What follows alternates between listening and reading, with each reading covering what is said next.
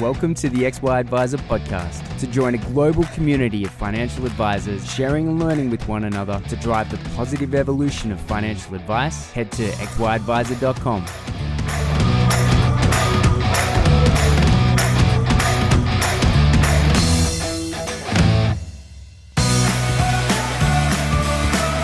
This episode is proudly sponsored by Integrity Life. Just like XY Advisor, Integrity isn't afraid to ask the hard questions, like why does quoting life insurance have to be so darn complicated?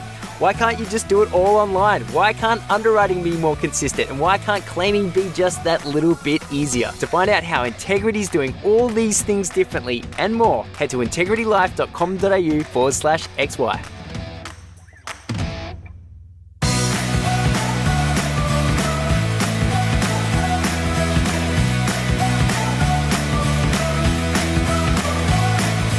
G'day, how's it going? What do you know? Struggle like Clayton here from XY, and it's awesome to have Stephen back from FASEA, mate. It's good to see you. Great to be here, Clayton, and thank you for having me along. Of course. You have been in Victoria in your lovely abode for the last 6 months or so, but it's starting to sort of loosen up a little bit more. And as far as I can tell, Melbourneites are at least on their way out of lockdown, which is really good news. How's that all been for you down there? Yeah, it's been really strange. I mean, I don't think you need me to tell you that. I think the last time the FASEA office is in Sydney, but I'm based out of Melbourne. The last time I was in Sydney was March 17th. So I had my 6-month anniversary yesterday of working from home. I've got a house full of university and high school kids all working from home. My wife working from home. It's been very strange, but I think we've all got used to it. We've adapted to the technology. Zoom and Teams have become the words of the time. But we are hopefully coming to an end because it is frustrating to be home all the time. But you deal with the cards you're dealt, I guess. Yeah, absolutely. No, it's a very good point. Now, when we caught up, I'm not sure if I ever told you this, but I think it was in the top, it was either the top 1 or 2 podcasts in terms of listenerships that we ever received. So it was really good, that last podcast, had a lot of really positive feedback on it. There's a bit of time since that happened, so we thought we'd catch up again. There's been some, there's been some really good news that has come out of it. A lot of people are actually going through and completing it. At the other end, there's been some changes and delays to some timelines. So it might be a nice little sort of tidy place to get it all in one place at one time. But from where you're sitting, what's your view? How does the team feel like it's been rolled out and been accepted or rejected? And obviously you're dealing with many stakeholders, but right now, high level, how do you feel? Look, high level, I'm starting to feel good about what the advice community is doing. I mean, we talked previously, and there's a lot of noise about FASEA, and there's a lot of noise about the changes. And I think when we spoke last time, we talked about change management, and big change is difficult. But what we're seeing is thousands of advisors who are actually working through the requirements and doing really, really well. And as part of, you think that the net outcome is to look at a lifting of standards to promote advice. Yes. And get consumers confident in using it. What you're seeing is inside all the noise, many thousands of advisors who are acknowledging the need to lift the standards and are actually doing it. And for me, we're at now that a point where we can really start to promote that because there's a very strong body that have done it. And I'm really keen in when I'm talking and presenting to put forward the positive of what the advice community is doing and to encourage the advice community itself to stand up and beat your chest a bit about what we're achieving and where we're going to, because it's an enormous effort that's going on. Yes, it is. The natural human condition is to dislike change. And the more that change is forced upon someone, the less enjoyable that is. Now, if you add in a commercial element to it, it becomes quite stressful. So I think there's never going to be a right time to do something like take large leaps forward in expectations of what it means to be an advisor. I don't think that time will ever arrive, but we are here now. Advisors have been, let's say forced into this path. But you're right. I'm actually seeing one of the most uplifting things is when a list of results, say with the exam, for example, when a list of those results, those pass marks come out, I go onto LinkedIn or even onto the XY platform and a lot of people are very celebratory about the fact that they've passed. And there is certainly a bit of a collegiate feel where, a lot of people are supporting that person in achieving that milestone. And those kind of things, that it's being attached to a positive sentiment, you must look on as pretty favorably on that. No, not I do. I do look at those photos that get posted on LinkedIn. I mean, it's a bit of positive affirmation for everyone, I think, when you think of the effort that's gone in to sit the exam, and as you say, the stress and the nervous energy to do it. Yes. It change.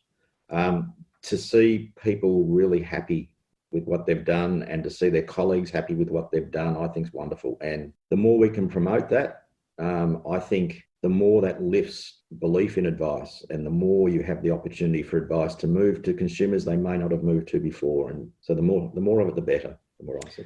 Yeah, it's kind of interesting. One of our staff members, Gwen, she's been with us. She works at a company called Virtual Business Partners for about the last 12 months. She's been with us, and her view of financial planning is through XY and through the Australian lens. And she says, being in the Philippines, she's like, I feel like Australians have a much higher ethical way of approaching financial advice. And I said, well, that's only because the standards have been lifted to the point where that's a requirement. Now, I'm not saying that there weren't advisors who were doing this a long time ago.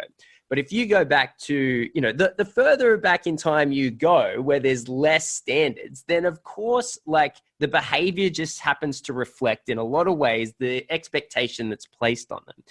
And if you consider the role or the importance that a financial planner plays into the lives of their clients, there is an expectation of ethics. There is an expectation of professionalism. There is an expectation that I feel safe in sending my mother, for example, to go see a financial planner because I know for a fact that the person's going to be looked after. And Gwen was sort of saying to me that that's not the view of financial planning in her country, in the Philippines. And I said, well, it's just a matter of time until the rules and regulations and the expectations lift the whole industry uniformly.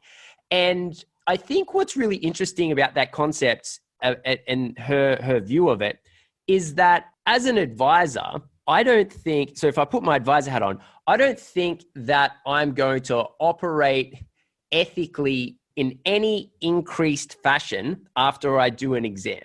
I have my internal ethics set. But that's not the point.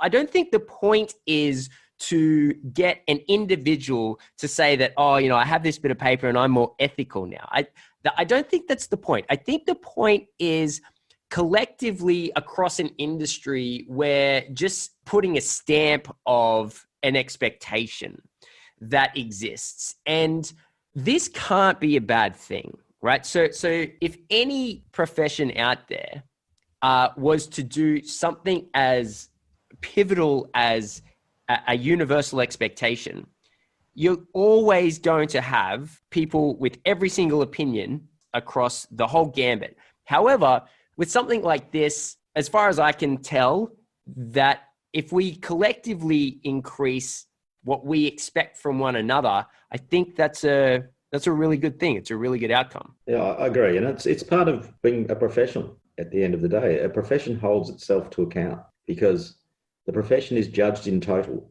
And if you look at some of the issues that have been there in the past, those issues then reflect on everyone. And people rightly say, but I don't behave in that fashion. Yes. But what you've got is parts of the profession of the industry that were. Yes. And so that reflects poorly across the board. What you want to do is lift everybody up to the standard of holding each other to account ethically, which is essentially of a profession is you're putting the client first at all times. And your ethics should always be client first over any other interest, client first. And that's what the code of ethics is driving at. And the exam is there as a way of testing your practical knowledge. So, we're all expected to understand our legal requirements. We're expected to understand how to behave ethically. We're expected to know how to construct client advice. What the exam does is give you scenarios to demonstrate you know that. And when you get through that exam, that saying, I'm an advisor who understands my obligations. I understand how to give advice. I understand how I behave. And that's what I do day to day. And that lifts the whole industry with it. Yeah. And again, if you're, I think, in a position to present yourself as a profession and to present yourself to people as something that people will want to use. Yes.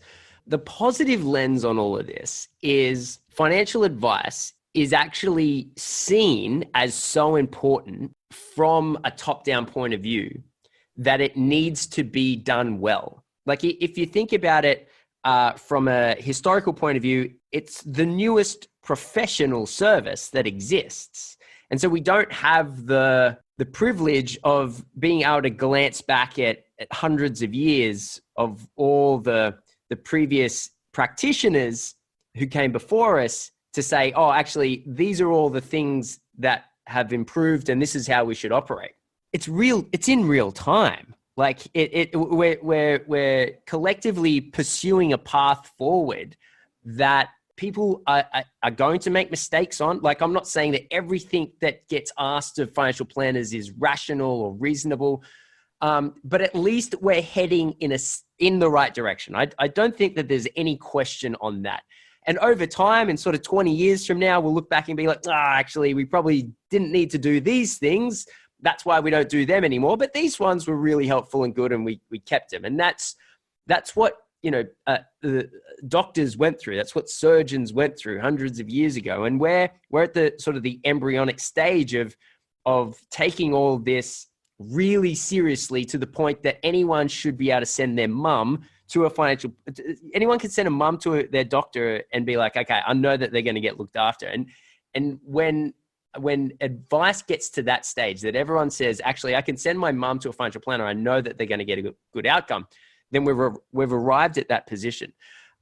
Do you have much knowledge or interaction or engagement with an association called PIFA, the PIFA? I have met them. I think I've met them once at this point. Yes. So the most interesting thing in the road to a profession that I've come across in financial planning over the last, I guess, since we spoke, was there is something called the Professional Standards Council. You probably are aware of all this, but it was all news to me. So the Professional Standards Council dictates what professions are actually a profession and what services are not a profession. And the reason that dictation of what is and isn't, what is and isn't, is important, goodness, that was a difficult sentence, is because once something is clarified as a profession, then it operates under the legislation of limited liability, right? And so an accountant and a lawyer and a doctor and a dentist and all these groups that operate as a profession actually operate under the limited liability legislation, which is super interesting.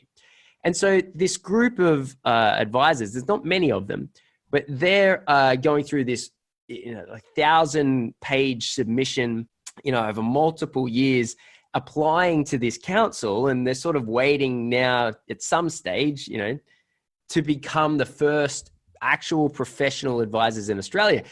And that, to me, is such an amazing moment. Now, how that then spreads across the rest of the industry, I've got no idea, but it's FASEA is working on improving advice. You've got this group of advisors who are working through this channel and this angle. And then you've got, this part of financial advice is working on this and this. And it's kind of, there's many stakeholders in many areas working to improve advice.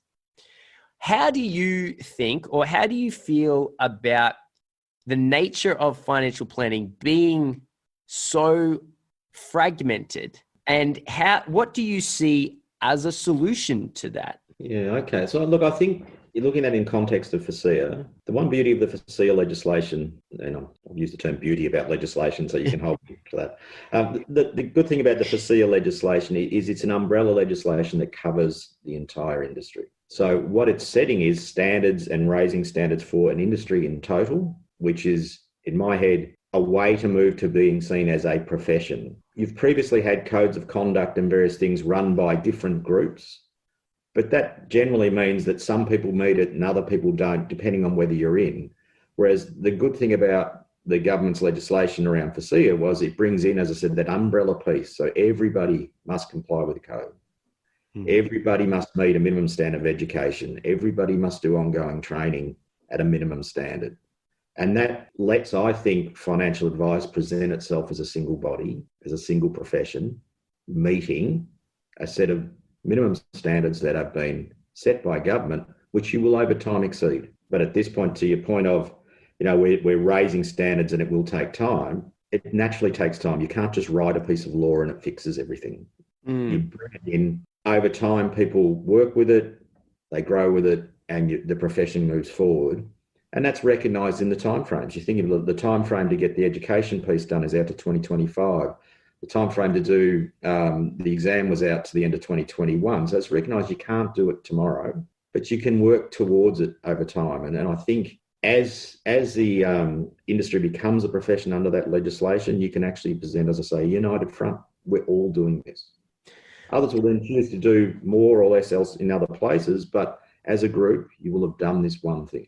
Yeah. What do you see? Do you see FASEA being a body that exists beyond 2025, or do you see it being a temporary body that's, because one of the things I learned a lot about when we spoke the first time was your remit, right? So you're very clear on what it is that you do and that you don't do. And do you see that remit changing? Do you see an extension, or do you see once the last people are through the ethical exam and then through the degree or not, and there's that really sort of hard cutoff point, is it the end of the body, or is there intention, or at least an idea that over time it will change its remit? It will begin to, for example, and this is a really good example, like, would you, and I guess this is an opinion question, would you like FASEA to have the ability to say to government, and I'll give a really specific example, in the Corps Act, financial planning or financial advice and financial product are the exact same thing. And this is something we kind of covered a little bit last time. And that just needs to be separated. Like it's like saying that a doctor and a scalpel is the same thing. It's just, it needs to be separated. So how and when that happens, I'm not sure, but it needs to happen, and it will happen because it must. So if we say, okay, the expectations of FASEA is to get everyone to do these handful of things, and this is the timeline, but there are definitely ways for FASEA to help advice become the profession. And this singular example of separating advice and product in the Corps Act is sort of a pivotal point. Do you ever, and obviously we're speculating here, this is future bound and this is an opinion and you're not held by any of this. So it's just kind of interesting to hear an idea, but is that something that is on the realm of possibility? Okay, a number of things in there. So in terms of the future for FASEA, I think that the important thing is that the functions of the body go on. So if you think about it, there's a real rump at the start in terms of pulling together the framework, and there's a big rump in getting the existing advisors to get as many opportunities to sit the exam as we can in the period that they've got to the end of 2021. But if you think post-2021, anyone joining into the industry or into the profession as a new advisor will be doing a PY, and they've got to do the exam somewhere along the way. So yes, that role is ongoing. The same as education. Higher education providers will always come to market with new courses that will meet the FASEA requirements. And again, they need to be reviewed and approved. So that's ongoing. And then with the standards themselves, they will evolve. I mean, the code, PY standards, CPD, they're in their first cut. They'll be used by industry and we'll all learn from them. And there's a requirement under the Act that the standards are reviewed regularly. So FASEA would have a program of coming back and looking at the standards and consulting with industry and with other stakeholders, what works, what doesn't work, and think about how they can look going forward. Now, whether that's done by FASEA or it's done by another body, that's a government call. at the end of the day. Sure. The important thing is that the function itself carries on. In terms of FASEA's role in talking to government and others about what we see, but we are like any other regulator where we see things, we would consult with government and we would say, well, look, this is something we're seeing, and but ultimately they're government decisions, because if they're encompassed by the law, goes through Parliament to be done. But in any consultation that would come up on the future structure or on a single disciplinary body consultation or anything that comes out, I mean, FASEA obviously has a role in providing what we're aware of and what we've seen and providing our thoughts to the process. So we would never be backward in doing that. Okay, excellent. I think because financial advisors have been through so much change, FASEA just being a very big pillar, but just a singular pillar in a bunch of changes that have been across the industry over the last 10 years. What would be really interesting and something that we sort of, XY plays this role unofficially, but it would be nice to sort of see it done, in stakeholders that actually have power. And that is a level of protection for financial planners, not in terms of the changes that need to be done, but in terms of the multiple rapidness of the nature that they have been over the last 10 years. There's been a real desire to improve the professionalism of financial advisors. And the goal is great. The downside is you get a bunch of people with opinions who are only in power for a short amount of time, and they want to kind of make a bunch of changes. And then it's not that doesn't exist. It seems like there's not someone who's completely not conflicted in any way, who's sort of looking at the landscape of financial planners and measuring those requests for change from all of these different places and ensuring some level of stability in the rollout of those. Suicide has been a problem in financial advice for the last, I'd certainly say last 12 months, potentially even longer. And I'm not saying that it's necessarily even the older advisors who don't want to do a degree or anything like that. These are in a lot of cases younger advisors, very capable, have degrees, and yet just those changes and requirements have been rapid to the point of these people feeling completely overwhelmed. And that is a symptom of, I guess, what we're talking about, which is the changes to advice have been probably a little bit too much too soon. And while everyone agrees with the outcome, there needs to be a level of someone monitoring everything and then can sort of say, okay, cool, these are the 5 things that we want to change. This is our 10-year trajectory to get it done, rather than, hey, advisors, you've got 6 months, get it done tomorrow. And undoubtedly, these are conversations that you would be having. What sort of awareness does these issues have at the higher end of town, and what do you see as being a level of protection against this happening again, because it's so fractured? Yeah, okay, that's an excellent question. So in terms of awareness, I mean, I think the one thing that a lot of the associations do a really good job on, and licensees are doing a good job on, is in making government aware of those pressures. Awesome. And highlighting those. They are, I think, getting some traction on, there is a lot of change and how can we facilitate it. But it is an ongoing discussion point that needs to be raised. It does rest with government over how you do that oversight sort of role that you're talking about. So I can't really comment for government in anything that I'm doing. But I'm sympathetic to the pressures, and I've said it over and over again. These are big changes, and the FASEA one I know is just one of many.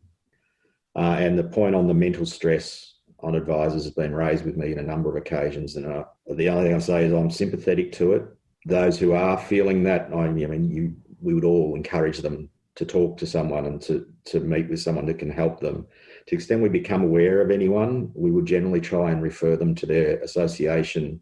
We will have a mechanism to help them. That's about the best we can do. Yep. In terms of putting the legislation in place, it is what it is in terms of timeframes, and that's what we're charged with doing. Yes. We try to do it in a way that's fair and achievable.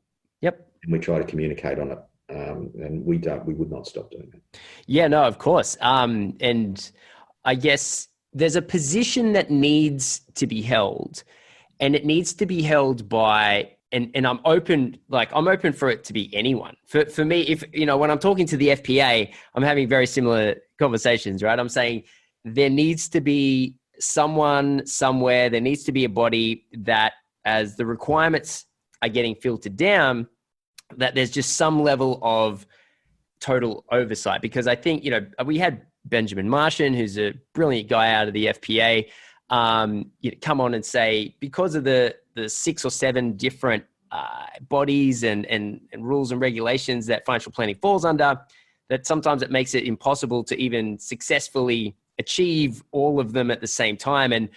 And I realized that this is not a FASEA problem or a FASEA issue like that.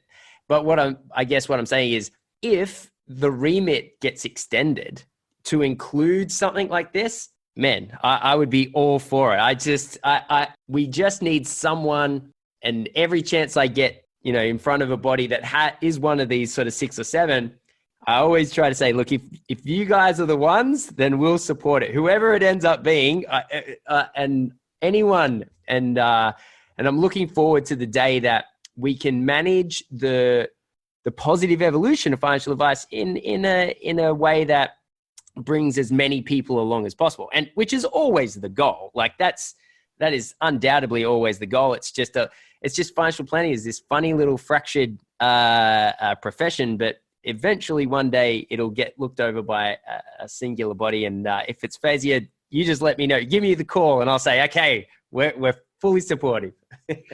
Yeah, I appreciate what you're saying, and I think coordination is important. And it's something that we all try to work to.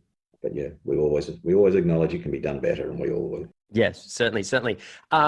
What do you see in the professional year? So that's kind of been something that we've been waiting for, more detail over time. And where are you guys at with that? I think the professional year is starting to bear some fruit, and there's some green shoots. I don't like using the term green shoots, but there is movement there, and this is the pipeline of new advisors coming into industry. And if you think about the professional year, it's consistent with what you see in other professions, in that you do your university study or your higher education study, which gives you the technical knowledge, but when you land at your employer, you're pretty green at that point, right? And your ability to actually know how to practically give advice that's good advice takes some time.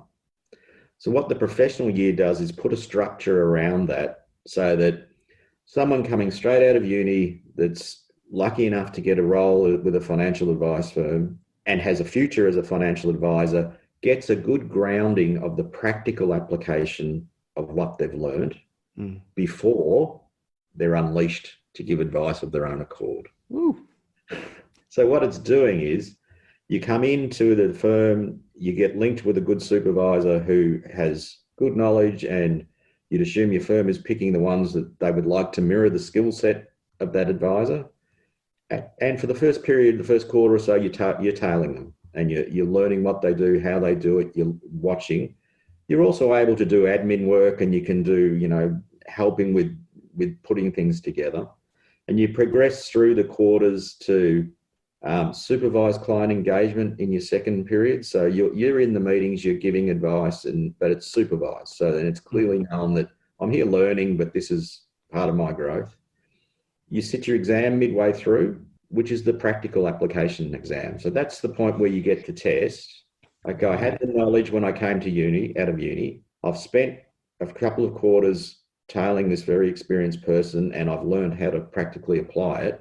Here's my chance in an exam that tests practical application to show that I've learned it. And when you've done that, you then move into more indirect supervision, starting to give advice until you get to the end of your PY and you become a fully fledged advisor. It's just a really good grounding tool.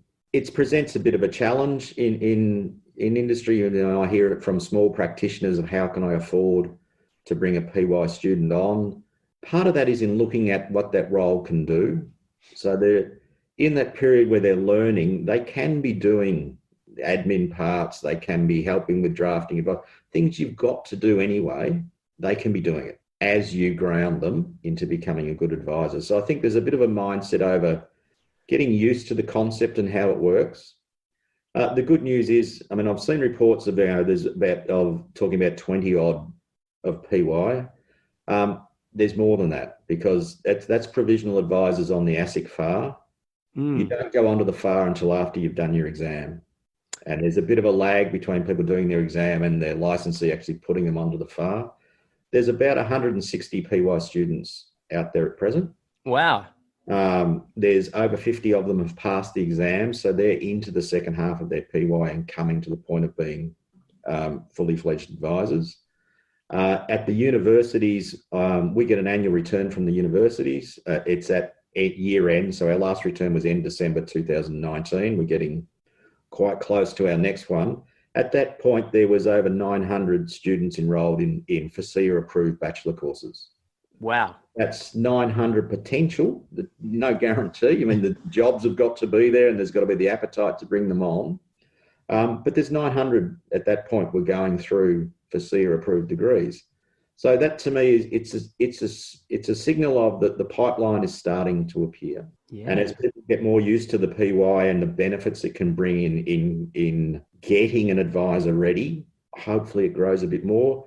It's also part of the message of, as you get more trust and people understand that financial advice has moved to a profession and all these universities are offering courses, you can promote that, and then you probably start to see more students coming through as the potentials to come into industry over time. So for me, it's a positive. I understand it's a change, and I understand the challenge it does present to advice firms to do it. But I think given time, what you'll see is it's a really important component of professionalism. Yeah, I fully agree. I'm not sure what businesses are out there trying to put recent graduates in front of clients to give advice. But yeah, certainly, I mean, the really good thing about what this does is it actually provides a gateway or a pathway, I should say, to becoming an advisor, because that's one of the most difficult things is, as a graduate, how do you become an advisor? Well, you start out as a paraplanner. Okay, well, if you're good at paraplanning, no one wants to promote you. Well, I shouldn't even use the word promote. No one wants to change your role into financial planning. They want to keep you as a good paraplanner. And then if you're not a very good paraplanner, well, then how are you going to get a job as a financial planner? And so the pathway to becoming a financial planner, I think, has been clouded in mystery largely. And so this is a really clear and awesome pathway. I think I would have loved something like this coming straight out of uni. Really operationally, it's a problem that I've spoken to with a couple of people. Is there an official sort of logbook? Like, how do you record the work that's done? There is on the FASEA website, there are some templates. And they're not compulsory. They're just examples of how you could do it. Because we did get that coming back when the legislation first came out. Well, how do we record and what do we do? So we produced some logbooks there that people can use, but it's not compulsory for you to do it. But in the policy as well, in the PY policy, it talks about what you need to record and how you go about it. So there are resources there that you can use. And awesome to hear that there's hundreds of students doing a degree. I think a huge part of FASEA is making sure that the future of advice is well looked after and is seen as an attractive profession to draw in high quality graduates. Considering our profession competes with investment banking, with accounting, with legal, like there's a bunch of industries that we compete with. And so the better that we look to the external, especially graduating student, the more likely we are to attract higher quality people, which is a great strategy. Do you do any work with my mate Alistair Barr and Striver? Their entire business model is getting graduates into financial planning roles. Is there any sort of professional year overlap that you do with those guys? No, we haven't to date, but be very open to meet anyone that's able to help in that area. Because I'm with you. I think the setting up of a PY as a pathway for graduates is really important because it will encourage them to come into financial advice and financial planning type degrees. Yes. Because they can see that it takes them to a profession, and they can see that when they go to work, they're not just getting dropped into work, they're actually going to get trained and taught how to practically implement what they've learned. Look, to me, there's opportunity, and it comes back to what we talked about earlier. This is evolving and it will take time. Yes. The more we encourage it, the better. In reference to that evolving and the standards, has there been any changes to any of the standards since launch, or is there anything flagged for any sort of small changes, or where's all that sitting at the moment? Yeah, so, I mean, when you think about it, the standards are still really young. Yeah. 1st of January 2019 for most of them, and 1 January this year for the code. So to an extent, they're in that, what I'd call the monitoring period. They've been brought in, we bed them down and see how they perform, and are they delivering what we thought they would. We will be, in the next period coming up, to start to look at the standards, run through projects on how they work. If you want the excitement of looking at our corporate plan on the website, you'll see a diagram of the timeframes around when we intend to look at the standards again. We've made some changes. Obviously, the education standard changes regularly as we approve new courses, or we approve prior learning. We bring that in.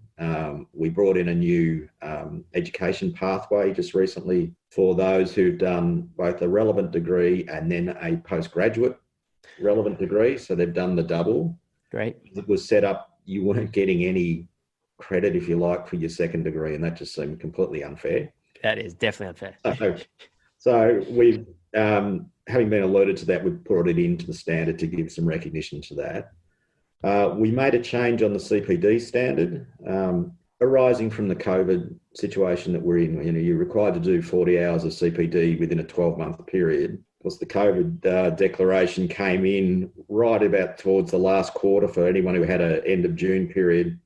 And if you were delaying and you hadn't quite finished your CPD, your chances of getting it done weren't strong. So we brought a change in to extend the time frame just to help out a bit there. And that's the sort of thing that we would do if this continues on. What we've done more in terms of the standards is a bit more guidance, and the one that is coming up for people will be some extra code of ethics guidance. We're just in the last process of reviewing some of that, and we'll be coming out to consultation with a bit more of a guide on the code to talk about the intent of each of the standards and how you can apply the standards, just to help people execute their own professional judgment in terms of the code. Awesome. And respond to some of the queries we've had. So it's ongoing.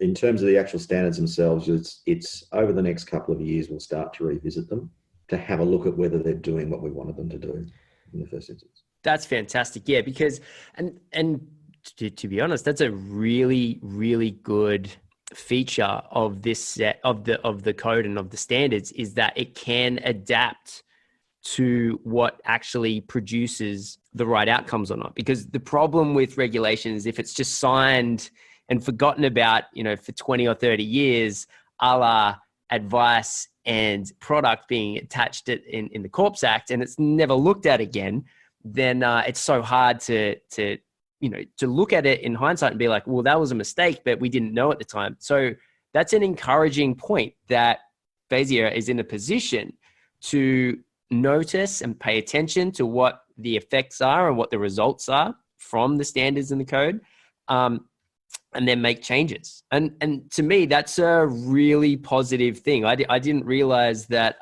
that was one of the attributes of what your remit was to make sure that the outcomes match the goals in the first place. To me, that is fantastic news.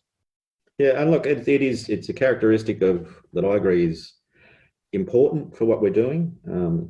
It's not dissimilar to past roles that I've been in, where you stand back and look at your standards and you issue new guidance, because the world, as you say, doesn't stand still. Yeah.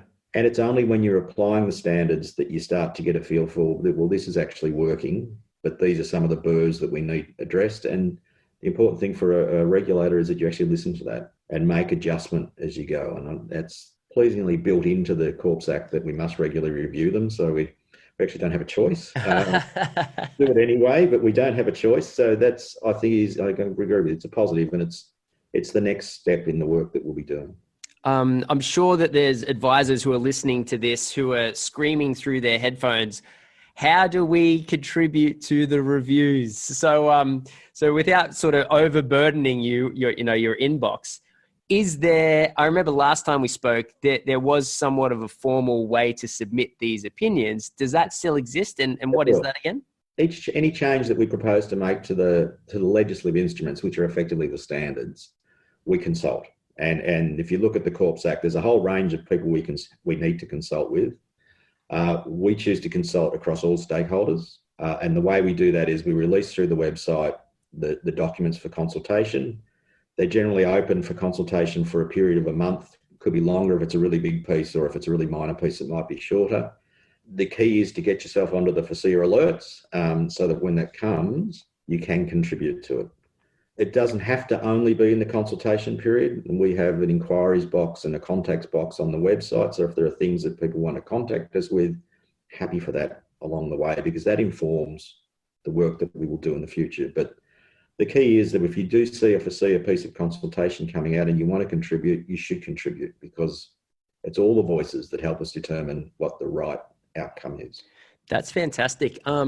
We'd be interested. Well, it depends. If is the motivation to get as many responses as possible, or to reduce the amount of responses? Because if the intention is to get as many as possible, what we could do is when those month windows open, we could send it out to our community. But at the same time, like, I don't want to create an environment where where people are responding to things perhaps they hadn't thought too much about. So, we can take that offline and have a think about it later. But I'm sure that there's in XY, there's a lot of really talented, really intelligent, thoughtful advisors. That's kind of where we sit in the market. To the point that I'm consistently blown away by people that freely give their time and effort.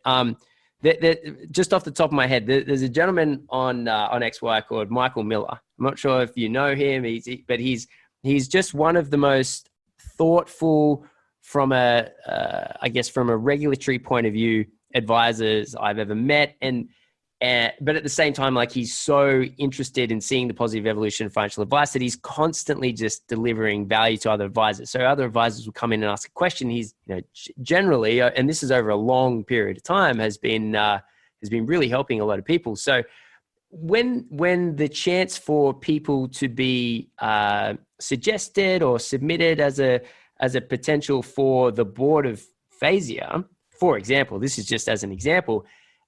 Is that something you're looking for as much market feedback on as possible, or does your team sort of look at it and identify who you're interested in? Well, it's interesting, and that's this question I've been asked before. It's believe it or not, FASEA doesn't appoint its board members. Oh, right. We don't determine who they are. They're appointed by government. Interesting. So in feeding into who you'd like to be on a FASEA board, the Minister's Office is where you would make that submission. And the Corporations Act actually specifies the structure of the FASEA board. Right. So the board has to have 3 members with financial services experience. So yes, coming out of the advice community. 3 members with a consumer background. Must have an ethicist, an educationalist, and an independent chair. And they're appointed by the government. The consumer one seems a little bit strange to me. What would a consumer advocate, for example, how would they benefit a profession who? I mean, it's one thing to say we're client centric, but yeah, how does that role fit in? So the ultimate recipient of a financial advisor's advice is a consumer. Yes. So the role of those directors on the board is they're hearing from consumers of advice what they think about the standard of advice, what they think about the professionalism, what they look for in an advisor, and they can bring that lens into the discussion, which together marries with the professionals. So this is what we're trying to achieve. consumers can tell you how that's being received and how you could possibly do that in a different manner to get the outcome you're after. So that I find in that board, there's quite a good balance between those two. Interesting. In being able to provide good input to where you're heading. Okay. No. That makes sense. Okay. So the government and the minister's office is anything to do with the board members, with anything to do with feedback. And like, I could imagine, a full inbox with hundreds of emails, all giving individual opinions would be quite exhaustive. And I'd imagine sort of collective opinions are probably more of interest to you. So you're getting sort of data across, what the view is across, multiple advisors. I'm sure that there's someone listening who can do something on the latter there. I'd be interested in perhaps contributing to that from the XY's point of view, purely just from but not from a let the hounds loose kind of view, right? Like, yeah, not don't 100 people email, but rather maybe contributing. So what we might do as an idea is we have a research arm of the company is maybe we'll send out whenever this window is open, we might send out, get some feedback sort of in a quantitative way, so it's easy to understand, and we might look to actually start contributing to that, because while we have no authority in any sense of the matter, but we certainly do. We are the center of conversation for the advice industry, so maybe we can contribute like that. Yeah, and look, we're pleased as that I don't have an opinion on how the consultation comes in. It's more important to me that we're hearing the voices. Great. And the last thing you want is at the end of it, people are saying, yeah, but I had a different view and I didn't get to put it forward. It's important in terms of informing the board of FASEA in its final decisions that it hears the various inputs and the various opinions, and it ultimately has to make a decision. So it's at the end of it, not everybody gets exactly what they wanted, but the important thing is that you actually hear the cogent arguments for any change or whatever it may be. So look, we're happy to take it in whatever form it comes in terms of consultation. Brilliant answer, Stephen. Mate, thank you so much for coming back. It's awesome it's also good to see the positives that have come out of the last 12 months. You were put into a tough position at the time. Well, at least from where I was sitting, leading this new body, and during a lot of change was happening at the time. And look, congratulations on the work that you and your team have done. Like I said, the majority of conversations and views that I see regarding FASEA are all really positive, are all, thankful that they've joined the club, so to speak, of, I'm sure that there's methods and ways that you can get as many of those advisors through those hoops as possible. And I'm sure that there's going to be outliers that it's difficult for as well. And I'm sure that's just one of the many complexities of your role. But mate, thank you so much for coming on. It's awesome to hear sort of behind the scenes, the views and what you guys are up to. So appreciate your time. Terrific, Clayton. Pleasure to come along. Thank you. Awesome. Thanks, mate.